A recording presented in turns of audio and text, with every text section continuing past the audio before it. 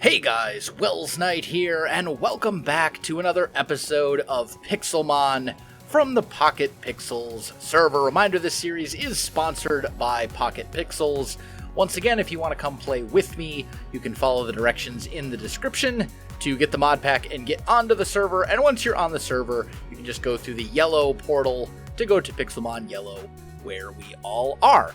So, I've been doing some things and doing some preparations. There's a few upcoming things going on that are pretty cool. Obviously, we do want to take on the next gym. I don't know if we're going to be able to do it in this episode. Maybe we will. But the next gym is level 55. I need 4 Pokemon on my team, and it is a fire normal type gym. I do have that team planned out, and I will have some breeding to do. But then also, there is the upcoming Little Cup tournament as well, which I mentioned in a previous episode.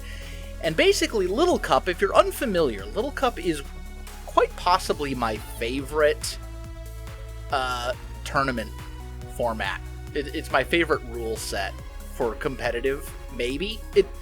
It might not be my absolute favorite, but it's definitely up there. It's super fun. Little Cup is basically baby Pokemon. So the rules of Little Cup are all Pokemon are level 5, and all Pokemon must be capable of evolution. So essentially, rather than playing with the super common, very powerful Pokemon that you always see in competitive, like your Garchomps and your, Toxapexes and etc., etc., etc., you play with level 5 baby Pokemon like Eevee and Starly and stuff like that. And it's super, super fun, and I love it. It's just a really, super enjoyable format to play. And we have a Little Cup tournament happening on the server. It's actually the Wells Little Cup tournament. It is happening on the 11th of April, so it's a Sunday, I believe. And I'm prepping for that as well, because since it's the Wells Little Cup tournament, I kind of need to make sure that I participate and that I have my team ready to go, well in advance. I don't want it to be, 2 days before the tournament, that it's oh yeah, the team, I should do that. Because the one thing about Little Cup that makes it a little bit less enjoyable, I will say this, is that breeding is super important for Little Cup. Because you rely on your Pokemon having good moves, and the way to get those good moves onto your Pokemon is to give them as egg moves. So if for example, right, if we look at let's go to here, competitive, right? If we look at Serperior, right? Serperior gets the move Leaf Storm, which is a very, very good move that basically is combined with the ability Contrary makes Serperior good. Well, if you want to use Snivy in Little Cup, you basically have to breed Leaf Storm onto Snivy, because normally Snivy would not get Leaf Storm at level 5. So you're basically required to do some breeding and stuff like that, which doesn't bother me, because I genuinely enjoy breeding in Pixelmon. I think it's a lot of fun.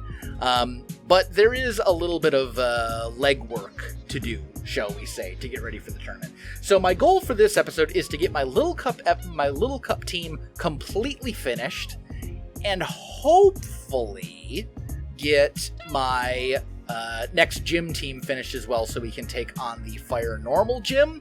But the Little Cup team is the priority, because I want to make sure I have that team ready to go well in advance. Hopefully we'll still be able to get the gym leader, or the next gym badge this episode. If not, it's not a big deal. We'll do it next episode.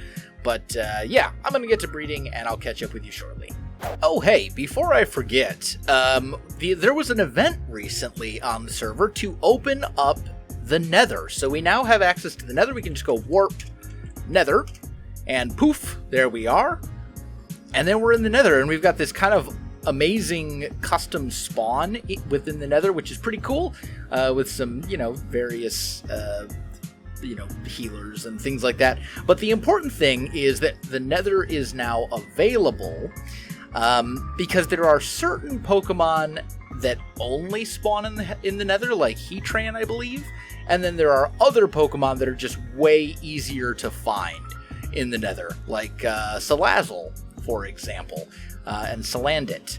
So this is good. I don't actually really need anything here right this very second, but it's good that it's available to us now, and I kind of wanted to show off this cool custom spawn. One other thing we definitely want to take a look at is just how much Welshurst has expanded. It just keeps going. Look at this. It's insane. Last episode, I think the town was about here-ish.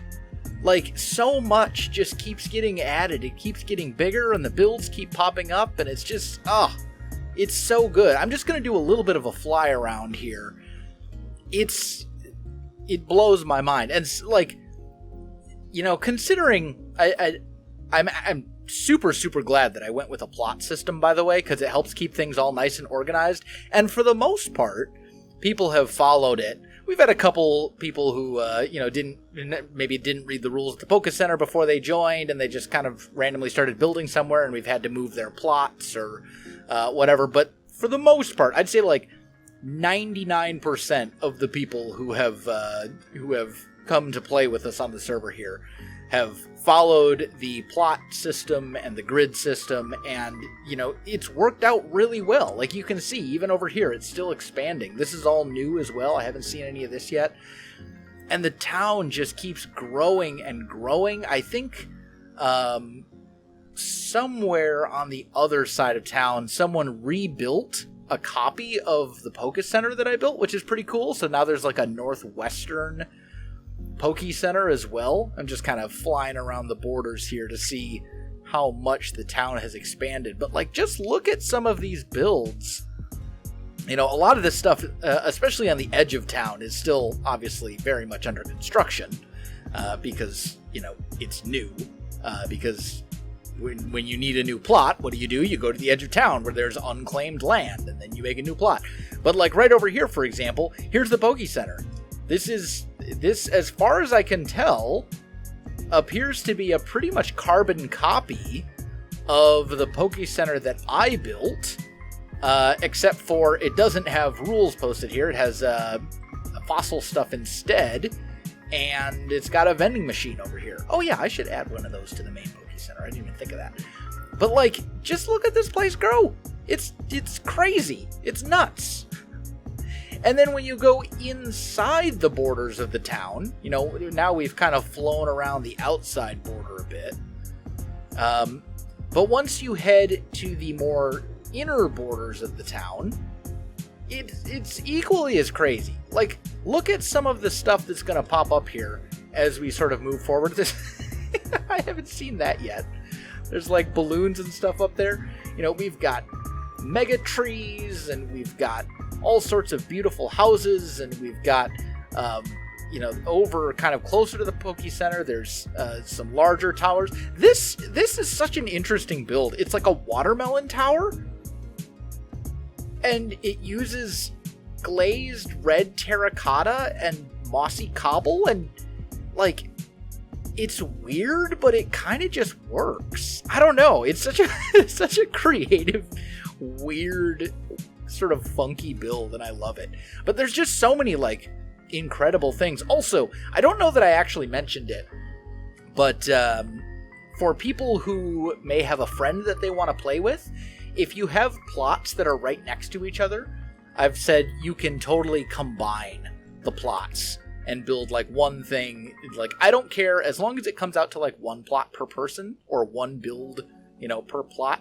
Like, I'm good with it. Also, I think at this point we've been going long enough now that for the most part, anyone who is going to join has come. I'm sure we'll get some more people that are going to be coming and joining and whatnot. But I think I'm going to open it up now where from here on out, from the time this episode goes out onwards, people can claim additional plots and build more houses and things if they want to. I think I'm going to get rid of the one plot per person rule. The only new rule will be if you claim a plot, you have to build something there. You can't, like, you have to use any of the plots that you claim. But I think I'm going to be good with that. And that'll help the town grow even more. And, like, look at this. Oh, man, it's gorgeous. Well, ladies and gentlemen, it is officially April 1st, as of about an hour ago. And it appears that the shenanigans are afoot. If I look at the global trade... You know what? I don't actually know what GTS stands for. Global Trade Sell Listings? I don't know. If we look at GTS, every Pokemon is a Bidoof. Well played, PocketPixels. Well played.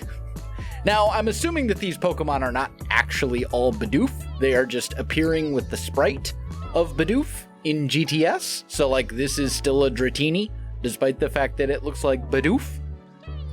But, like, that's a lot of Bidoof. Anyway, so I've been breeding and stuff, and I want to talk a little bit about making money on the server. How to get cash to fund your stuff. And I have found that the best way to make money is to breed and sell Pokemon. Hidden ability Pokemon, like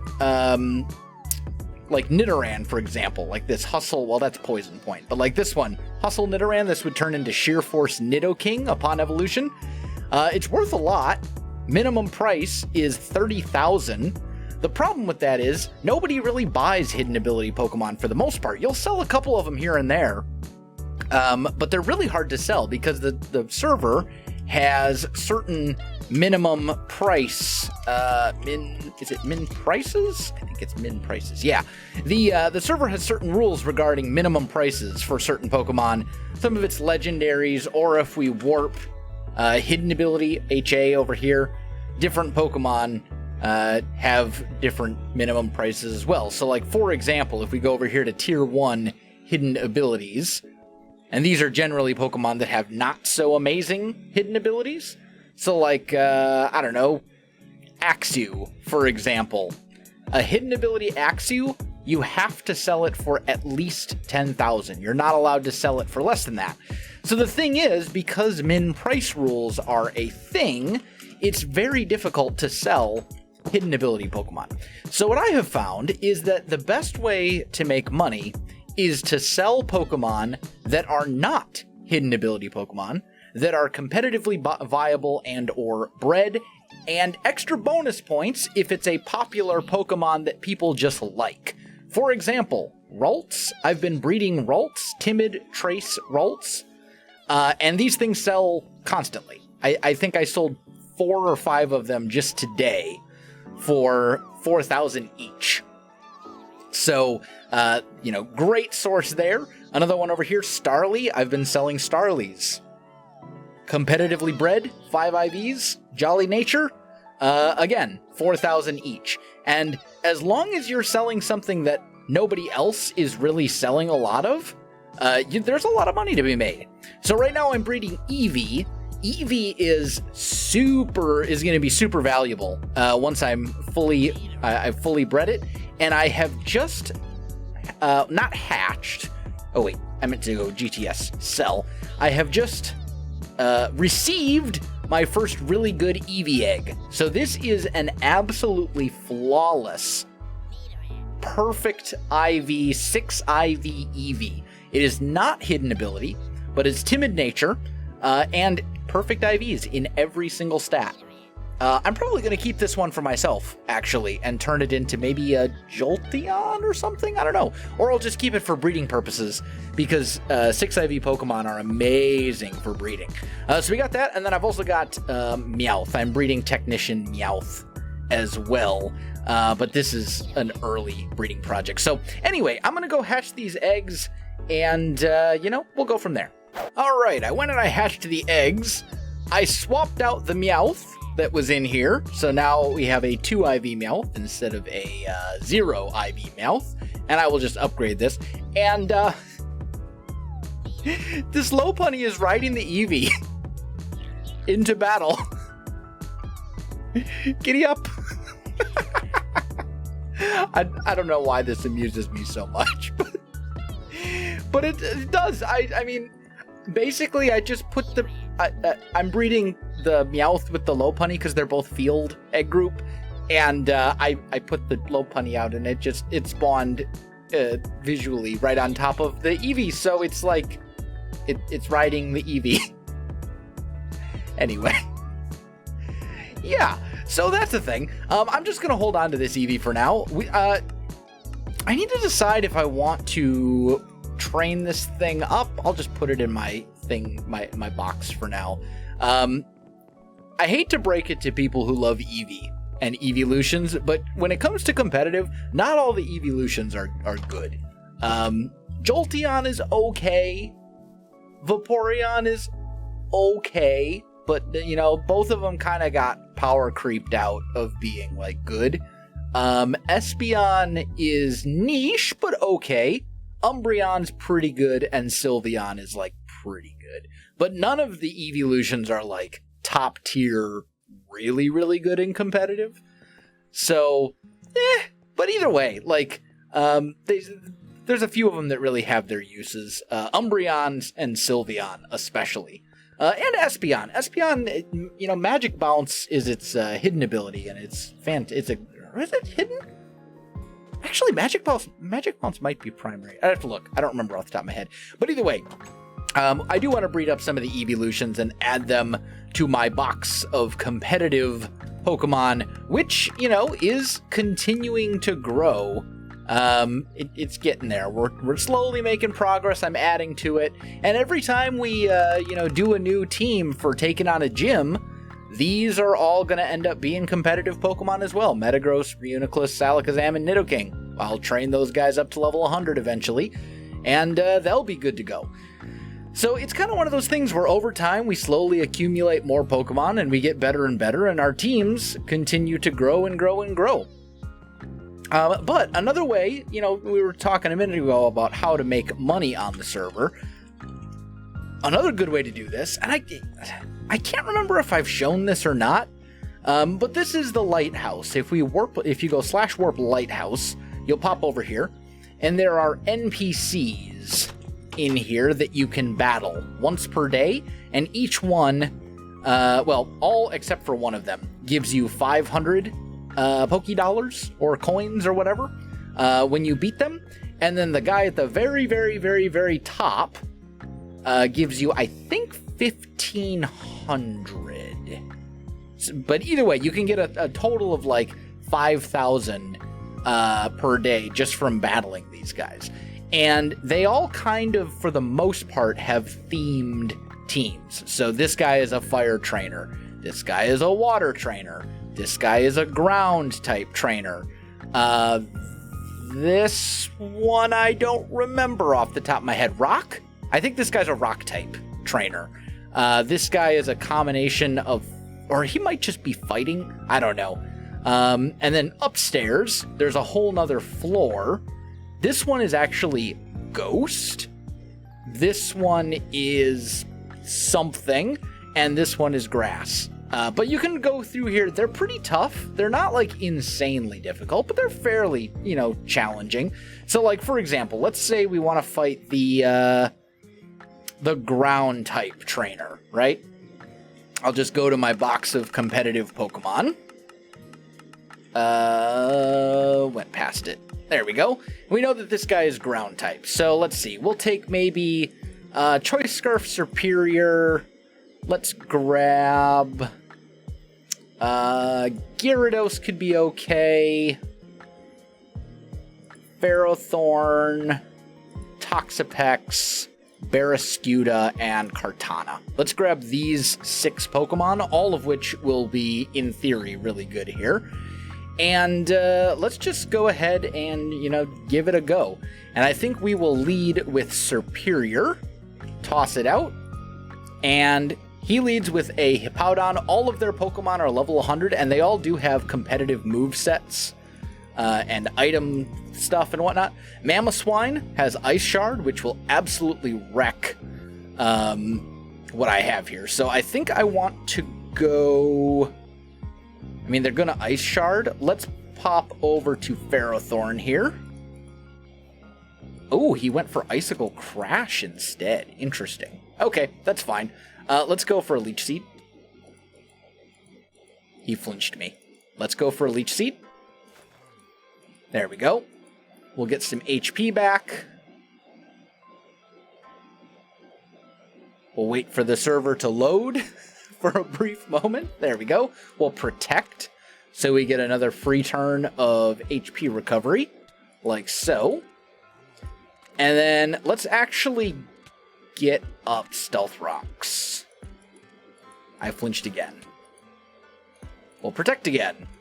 We might just be able to stall the Mamoswine out, to be honest. Let's get up Stealth Rocks, or try to. There we go. We'll protect again. We're basically just bouncing back and forth between using a move, hitting protect. Use a move, hit protect, so on and so forth. And then here I think we're going to go for Power Whip. And then we'll protect. And Leech Seed will finish off the Mamoswine. Just kidding, it has a sliver of HP left. Let's protect one more time. And the Mamoswine is gone. Alright, so now we got a Nidoking. Nidoking's kind of annoying, but nothing we can't handle. Let's go into... Actually, let's Leech Seed this thing. Just so we can start getting some damage on it. And it went for Earth Power, so now we'll go into Gyarados, assuming it's going to hit Earth Power again.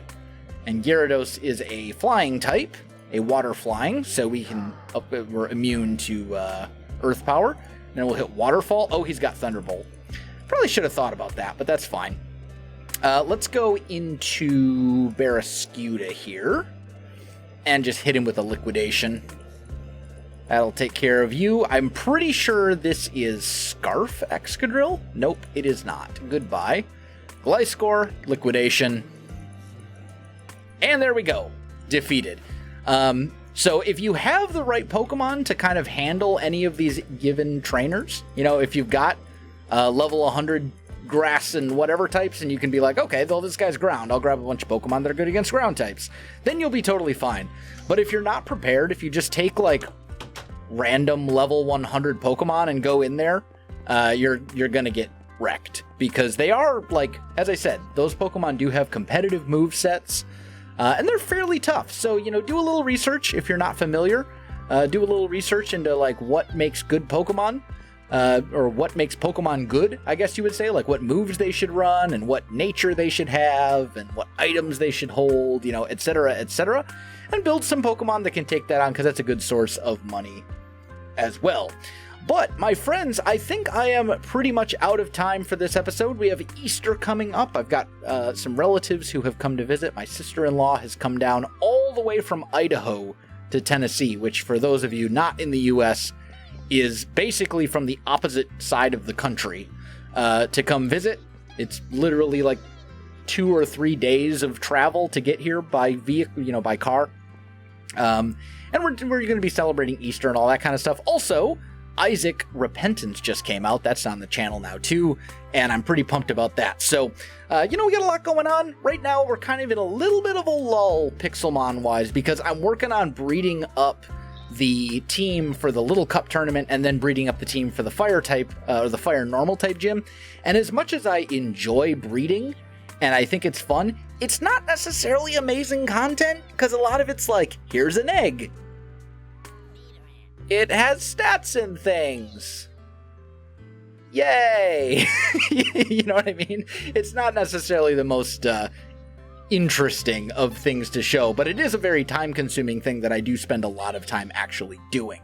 So, I'm still working on it, don't worry. Also, you know, a couple of people have asked with the Isaac series starting, am I done with Pixelmon now? No, not at all. Pixelmon is still going to keep coming out every Saturday. Isaac is going to keep coming out, and, you know, we'll be good. Don't worry about that. And, you know, maybe some other things are going to be coming back to pretty soon as well. We shall see after Easter, maybe a little something that people have been waiting for a while. We'll have to see.